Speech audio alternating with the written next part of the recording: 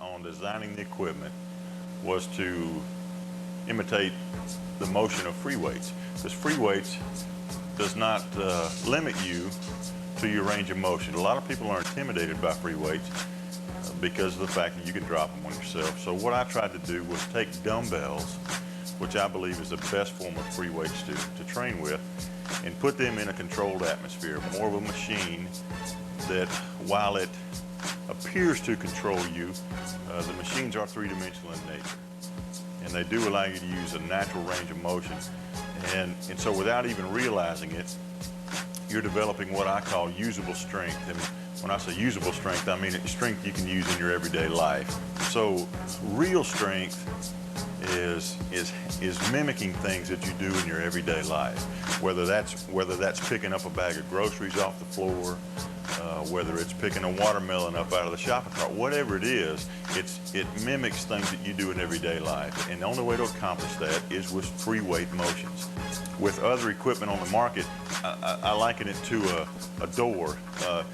Just like a bank vault door might weigh 10,000 pounds, but yet a woman can open it because that 10,000 pounds is on that hinge, and there's no place it can go except where those hinges allow it to go.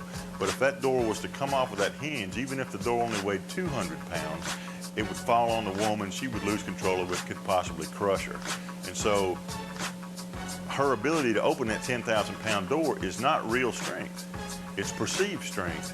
But in a situation where the door would be uncontrollable and she had to control the door, she wouldn't be able to do it, or he wouldn't be able to do it. So that's what I was trying to allow people to do, was to become acclimated to free weights.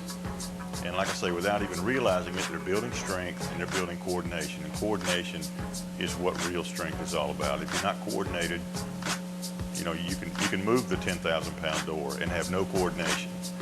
But as soon as you have to call on your coordination, if you don't have it, you're shot. The leg machine is, it was the first machine that I designed, and I really felt like there was a need for a safe way to train legs. To me, the best way to train legs is lunges. It works the entire leg, all the way from the calf muscles, all the way up through the glutes, hamstrings, quadriceps. It gets it all, and it's more, again, it's a natural motion. There's not a day that goes by, probably not an hour that goes by, that at some point we don't step out or lunge forward on one foot, pick something up and come back. You can squat, and when you squat, you don't just squat straight up and down. When you squat down, you have to lean forward some, or gravity's going to pull you backwards. You're going to fall flat on your back.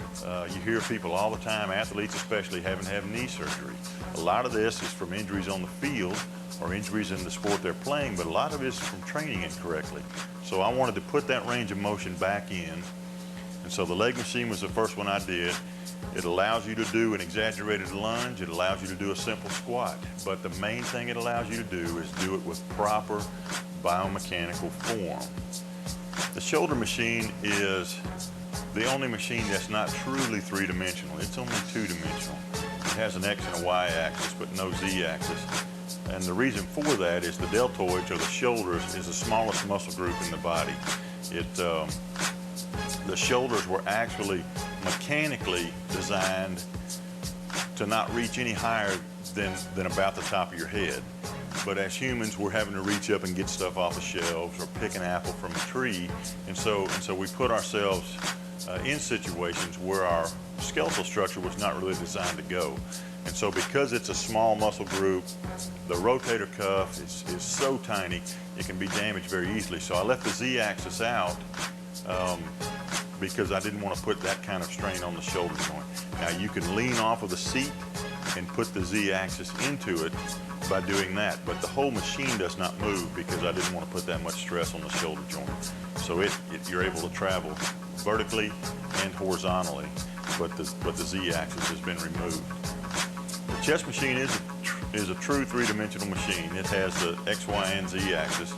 The handles on the bar will mimic dumbbell motions, with one exception, and this was something that I had planned out.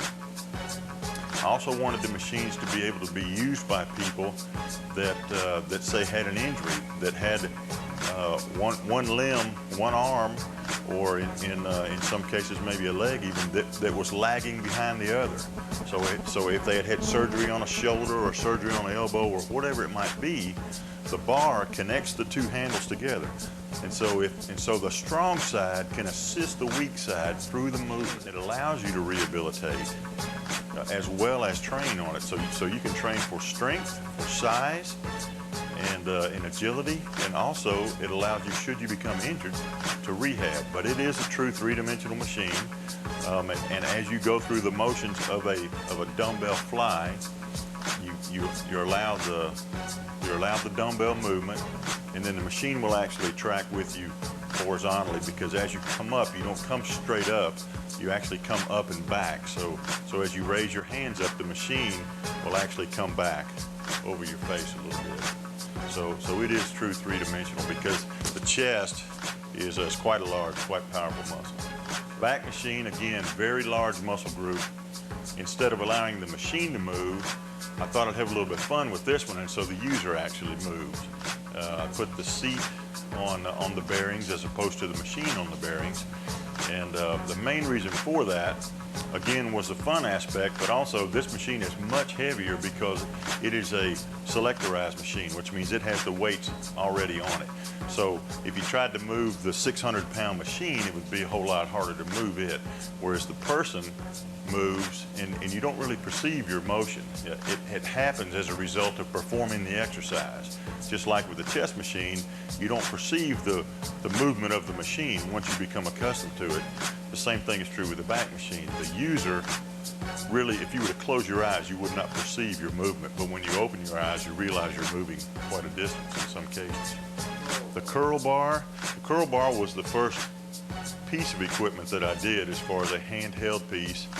And what it allows you to do, to put it in basic, simple as I can, go all the way back to the Garden of Eden. You pick an apple off the tree, and when you pick it, your palm is usually facing down. If you pick something up off a table, your palm is facing down toward that object. Well, to get that object to your mouth, you don't bring your hand up like this. Your hand has to rotate. Put that apple in your mouth, you take a bite, your hand rotates again to set it back down. That's the way we're designed to function. You don't put your hands in your pockets with your palms facing out. Your palms face your legs, so this is your natural hand position. But yet, when your hands are up here, your palms don't face out either. They face your chest. So at some point, the hand has had to rotate. The muscle that accomplishes that rotation is the bicep. The forearm is strictly for stabilization of the hand and grip. And so I made the handles to rotate in the bar so you could start in a natural position, and as you came up through the curling motion, you could rotate and finish in a natural position. Now what this does, it trains the entire bicep area, it trains all the stabilization muscles of the forearm, and it does it in proper biomechanics so that you don't get joint soreness from abuse of the joint. You don't get the tendon soreness. It's a much better workout, and the longevity of the trainer is much better. So the latest thing that the professional sports seem to be really interested in that I've designed and manufactured is the dumbbells. The dumbbells are much more compact because of their design, and so you have a much smaller mass with the same amount of weight. And the professional trainers, when you're dealing with million-dollar athletes, the people that train these athletes realize the benefit to that. And so they're willing to pay the extra money to have that luxury. I try to make equipment for the user. Most equipment companies make equipment for the salesperson. They make it easy to sell. Whether it works or not is up for the end user to determine for himself. So what I had to do for myself was just start building equipment for me. So the rest of the machines came about strictly as equipment that I would use, that I would feel comfortable having other people use, that I would be able to sleep at night knowing these other people have used it.